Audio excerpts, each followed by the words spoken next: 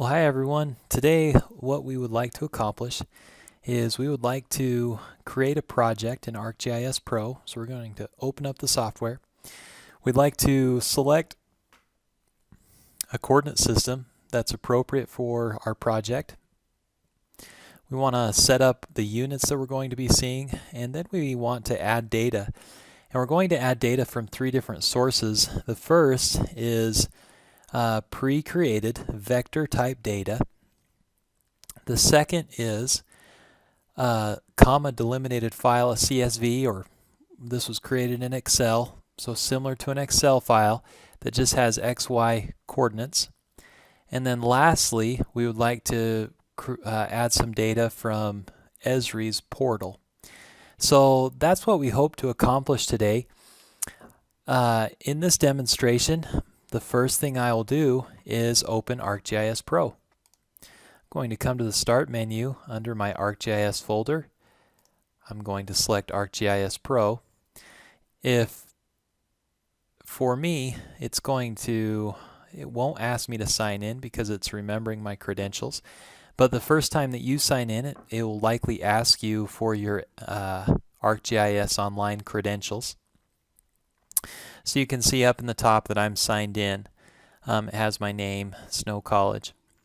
And this is the initial page that you see.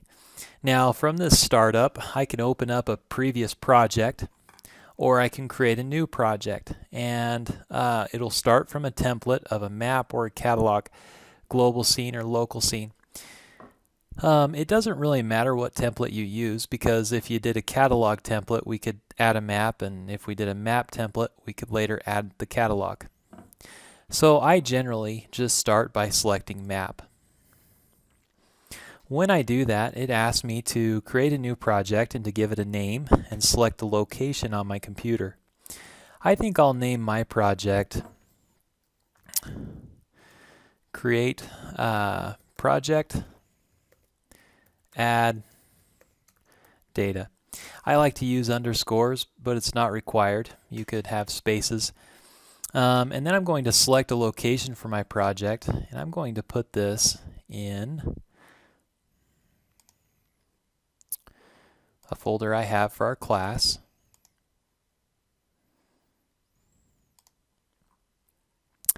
And this project will be created. Now, when the project's created, if I leave this toggled on, it'll create a new folder that it'll add everything to.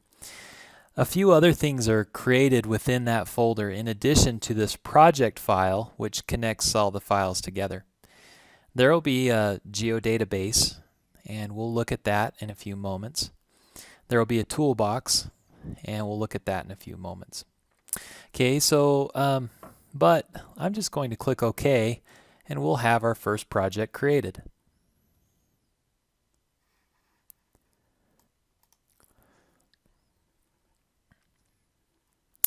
Now, since we chose map template, we have as a starting point, right in the center of the screen, a map. Now, before we go much further, let me just point out to you a few things that you see in ArcGIS Pro. The design of Pro looks similar to a lot of other Windows type applications. We have across the top various tabs that you can select with ribbons that appear with different tools or buttons that we can push to have various commands executed.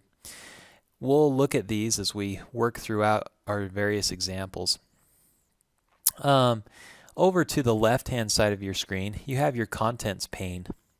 Okay, they call it a pane just like a window pane, and various elements are displayed here. I like to keep it selected by our layers list. Okay, you can also look at different elements as you work your way across data sources, data selection, what's selected. I like to keep it on the drawing order just to see everything that I have, and it's easiest for me to work with the data that way. Over on the right hand side, so opposite the screen, we have by default our catalog open. The biggest thing I want to point out to you right now as you look at the catalog is folders right here. As I click on this, we have a folder named the same name as our project, create project, add data. That was the folder that was created when we initialized the project. Any data that I want to add to my map, I actually have to connect to the folder that has that data, and I'll show you how to do that in a few minutes. Okay,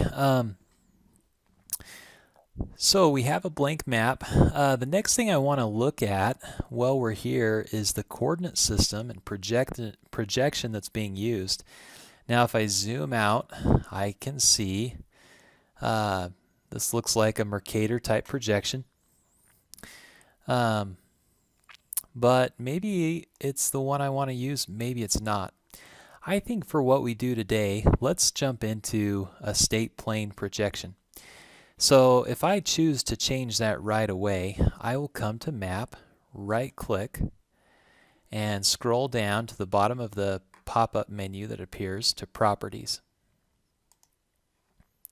And from Properties, I'm going to come down to Coordinate Systems. Now if you remember, as we talked about coordinate systems, there's two different types: geographic coordinate systems and projected coordinate systems. Geographic coordinate systems are always latitude, longitude type coordinate systems using the full ellipsoid.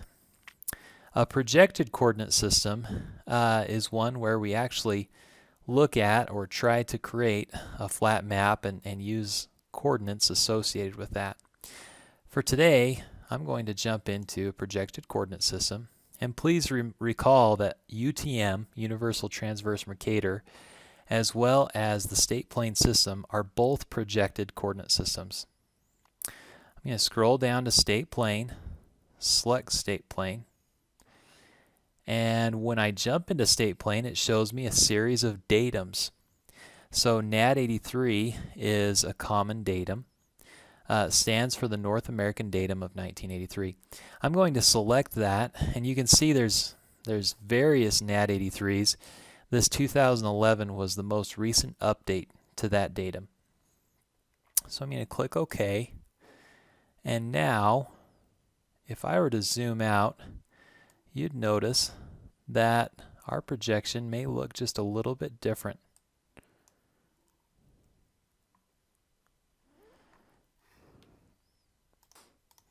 You know, it looks like maybe I need to do that one more time. I'm going to come in, projected, state plane, NAD 83 US feet, and then I need to select the state.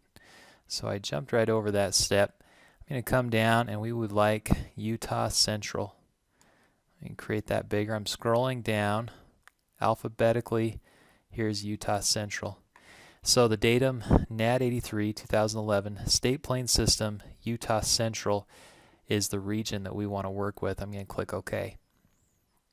Okay, that looks right. Now if I zoom out, you can see we're in a conic projection. State plane system for Utah Central is based on that conic projection. Okay, we've now set our coordinate system. One little tip I'll give you is ArcGIS Pro, if you ever add a piece of data, usually the map will adopt the coordinate system of the data that you add. So every piece of data that you bring into the map actually has a coordinate system associated with it. Okay, next thing I want to look at as I move my mouse around down here at the very bottom of my screen, the units that are displayed are actually still in latitude and longitudinal degrees. I would like to change that to be feet because that's the typical units of the state plane system. So I'm going to come to my map again, select Properties, and on the very top I have Display Units, and it shows you the map units which are set by the projection. Display units are different. I want them to be the same, so I'm going to set the display units to US feet. If I wanted to change the name of this map, I could. Maybe I will to Kyle's map and click OK. If I have more than one map, it may be nice to name it a unique name, and we'll look at how to do that later on. Okay, so we've set the system. Now my units down here are in feet for the Utah Central State Plains Central system. Now I have some data prepared that I would like to add to our map. This data was created by the state of Utah and can be found at gis.utah.gov. I've downloaded those files and placed them in a folder, and I would like to access that data. Now, typically, the software can't just go find data in another folder. You have to tell it the folders that you want to work with. And so I'm going to right-click on Folders and add a folder connection. When I add a folder connection, I'm going to select where I've stored that data. Now, for me, I have it placed in a folder in Snow and in the folder for this class. And it's called Create Project and Add Data.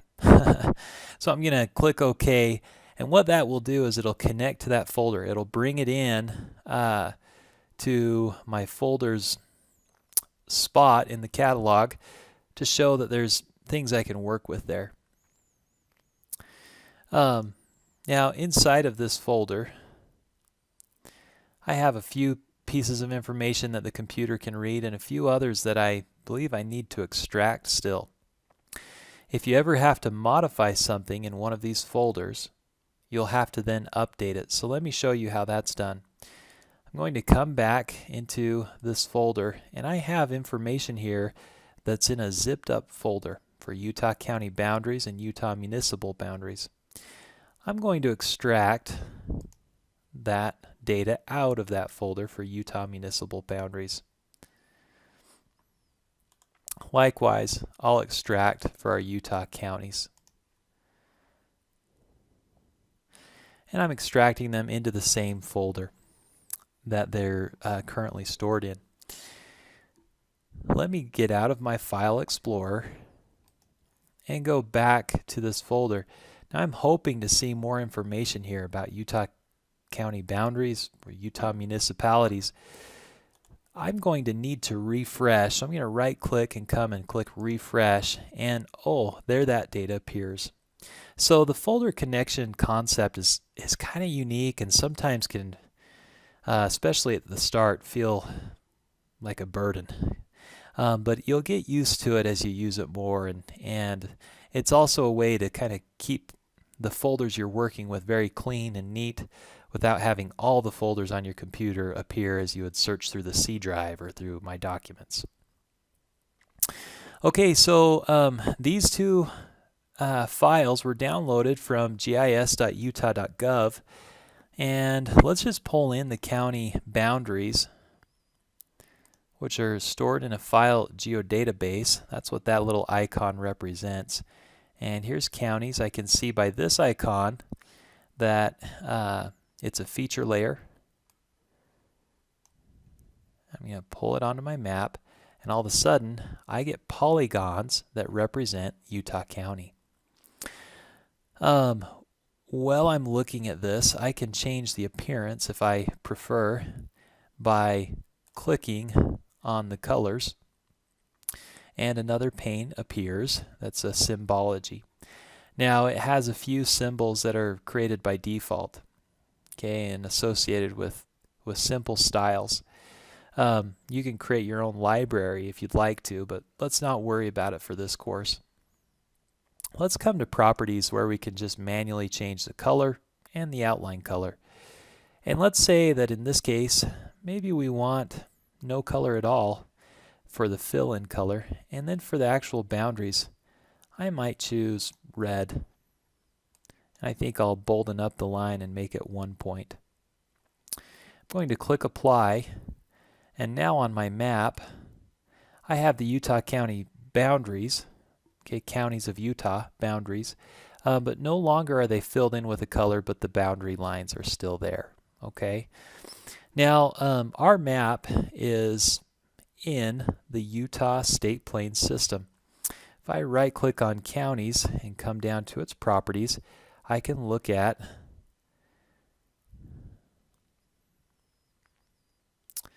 the I can look at the actual spatial reference that it uses, which is actually WGS 84. Now, those two coordinate systems don't really work well together. WGS 84 is all based in latitude, longitude, whereas the state plane system is based in feet and in terms of a conic projection. However, when I add data to a map that has a specific coordinate system selected, that data will be reprojected to be drawn accurately on the coordinate system I've chosen. So it's drawn according to the Utah State Plane Central System, even though the data is created in the WGS system. Okay, and in all of these terms, you'll get more and more used to them as we continue to talk about them. And like always, don't hesitate to ask questions. Okay, so this feature layer was stored in a file geodatabase. My municipality data looks a little bit different. The icon's a little bit different. It's not stored in like this folder that looks like a cylinder. This is actually a shapefile. Shapefiles are kind of going away. They're less and less popular because of the amount of space they take up, as well as how the computer interprets them. With that said, ArcGIS Pro is still able to read and interpret shapefiles, but mostly we'll create feature classes when we create polygon or vector type data, I should say. Nevertheless, let's pull in this Utah municipality's boundaries and let's just look at the information that's given to us. We now have outlines for all of the cities in Utah. You may find the city that you live in. Let's go ahead and zoom into Ephraim. And this data, again, which is maintained by the state of Utah, now gives us a boundary for Ephraim. Now, as I have this selected, I mentioned to you I could double click on this to modify how it appears. I can also come to the very top, and while this is selected, there's this goldish colored section of different tabs, and I can click on Appearance. From here, I could click on Symbology, and that same option to choose, various symbols appears.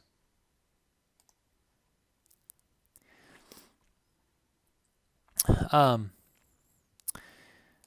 can up here with this polling bar, I can make the coloring more or less transparent, which can be useful if I want to see kind of the background in the map. And let me keep it somewhat transparent, but let's make it orange. Okay, and maybe I'll make it even more transparent. And you're welcome to go ahead and play around with different aspects of the appearance so that you can get used to them. But now I have the boundaries of Ephraim defined. And we've added 2 pieces of data to our map. And so along with all of our municipalities, we now have counties defined. Okay, so those 2 pieces of data were data that I downloaded off the internet. They are data that's been pre-created and maintained by the state of Utah. They're updated frequently, so as cities annex new ground or changes are made in land sales, those things are updated through the county and later through the state so that we have an accurate representation of the boundaries. Utah does a great job maintaining lots of data for us. Okay, so with that being said, I now want to add 2 other pieces of data to our map, and these maybe are what's the right word, less official. Okay, and let me show you what the data are. I'm just going to come into my File Explorer and come into this same location where we have our project and where I have the folder with this data. Inside of this, I have 2 comma delimited files. I created them in Excel, and let me just show you what they have. We have different columns. The first column is names of a few select businesses in Ephraim.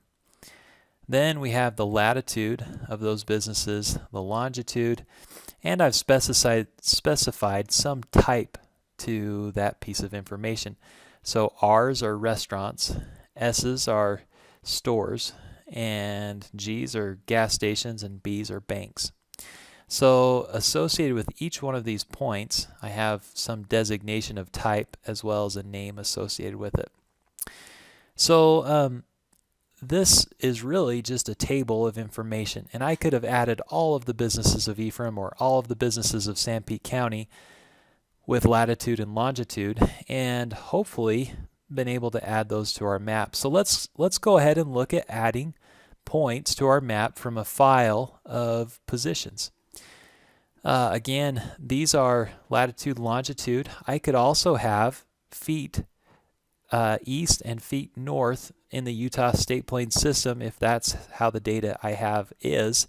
But ArcGIS Pro is pretty good at taking our data from the latitude longitude system and converting it into the State Plane feet system if we so choose. I'm going to jump out of this. Now I've connected to that folder inside of ArcGIS Pro, and I have these two tables, Ephraim businesses, and then I have another subset here. So I'm just going to drag this in and add it to my map. Now it didn't really do anything outside of the fact that it now appears in my contents table, and I can even right click on it here and open the table and view it down below. Okay, so that same information appears for me, type, name, latitude, longitude, and it actually recognizes to make the first row of that table titles or headers. Now, I think I don't need to see this, so I'll probably just exit out. However, these businesses still don't appear in Ephraim, so I need to tell it to take the table and actually create points. So I'm going to select this Add Data dropdown. Again, this is from our map ribbon. And when I select this, I can add XY point data to the map. When I click that tool over on the right hand side, the geoprocessing pane activates with a tool that asks for various inputs, and then I get to have it execute. So first it wants me to tell it what table we're referencing. And since I drug the table out onto the map, it appears in this list.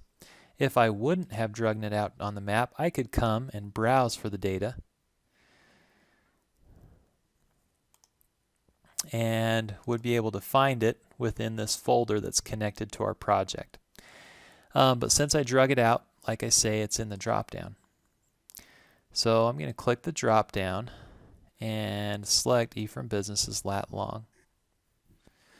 Next it says, well, what's a name for the output file? It's going to add this to the geodatabase associated with our project. And again, I know that's a new term. We'll talk about it later. So I'm just going to let that be. It asked me for the X field, which is listed as longitude, and that's correct. That would be from east to west. And the Y field, it properly picked up on latitude, which would be north to south. I don't have any elevation data, which was what my Z field would be. Then the last thing it asks is what coordinate system is the data in. So you'll notice that we had it in latitude and longitude type coordinates.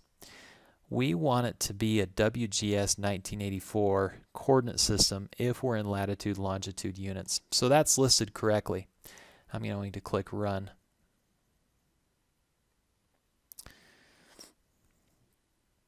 Now as that runs, it creates for us over here in our contents pane another feature class.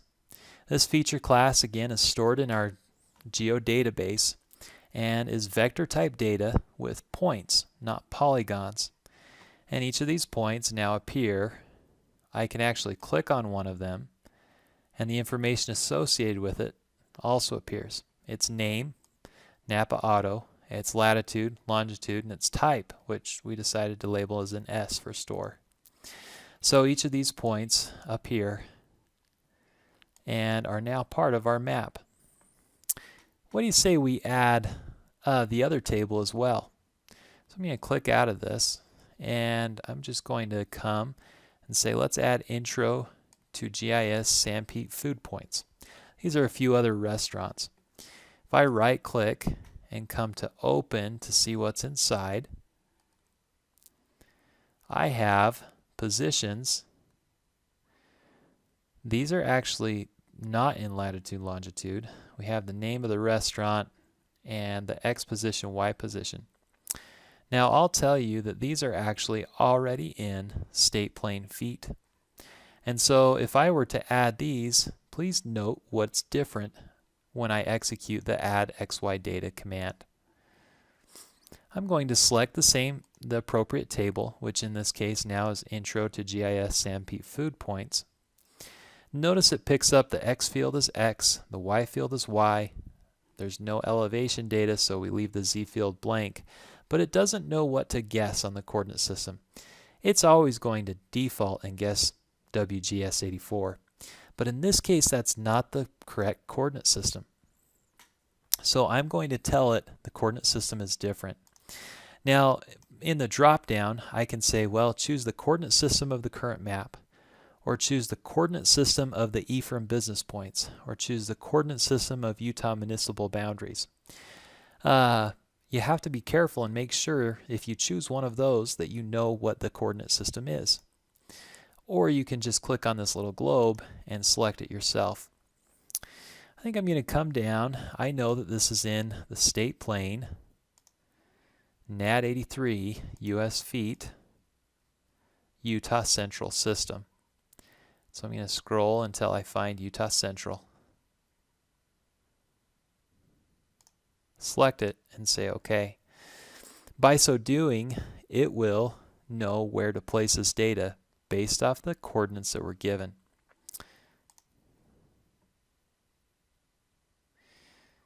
Now, if I would have left it on WGS 84, those points would have been positioned far off the map. Okay, so now it's provided to me. Let's see. I want it to do a different color. I'm going to choose red so that it's easy for me to see. Click apply, and here's one of those places. This is Papa Murphy's. I can right click on this new data set and say zoom to layer, and it will extend out to each of the restaurants associated with the layer. So in Spring City, oops, I can click on it and see that that's Das Cafe. In Moroni, I can click on it and see where Biggie's is located, and so forth. So we've just added data. One came in latitude longitude coordinates, another came in state plane coordinates, and we were able to put both on a state plane map by selecting the appropriate coordinate system. We're getting quite a bit of data on our map, and that's great. You're doing great. The next thing I want to show you, just to finalize this video, is what we can grab from Esri, data that's already been prepared and maintained. From the catalog, I have data associated with my project. That's where my folders is located. But if you go just one spot over to the right, you see Portal. When I click on Portal, I can get data off the cloud. Now it's kind of neat because the cloud has not only data that Esri maintains, but also data that I've uploaded to the cloud. You can see here I have data about several different hurricanes, okay, that I've uploaded to our ArcGIS online organization and is accessible to me. Likewise, I could give some group of individuals in our organization access. But if I come over to the final cloud on this 4-cloud sky, I get to the Living Atlas. This is data available to everyone by Esri. And you can see there's a lot of information here. There's active hurricanes. Here's current wildfires. Here's current weather watches and warnings. Since we're in wildfire season, let's go ahead and add the USA current wildfire data set. Before I do though, feel free to search anything that you can think of and see what data appears. There's lots and lots of information that's maintained by Esri and made available to you. So let's go ahead and grab USA current wildfires. We'll drag it onto the map and we'll see where things are burning.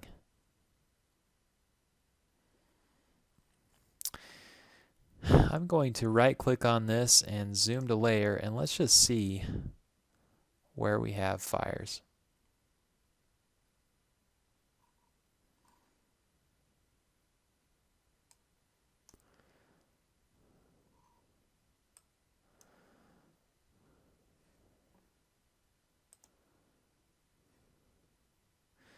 And based off the symbology,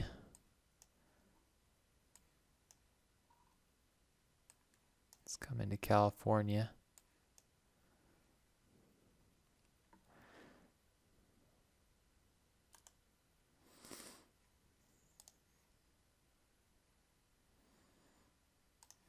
And I'm not seeing any.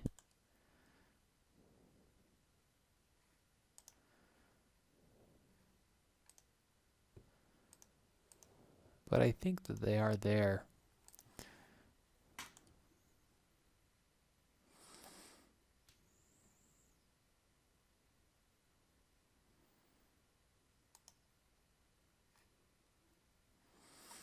Maybe this layer is out of date.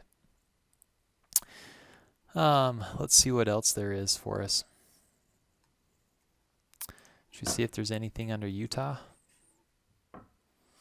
Oil and natural gas wells. Let's add that data. I'm going to zoom to layer and zoom into Utah. Maybe I'll come out to the Uinta Basin.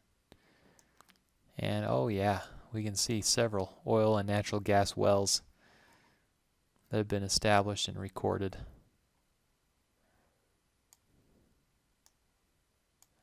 Various places across the state.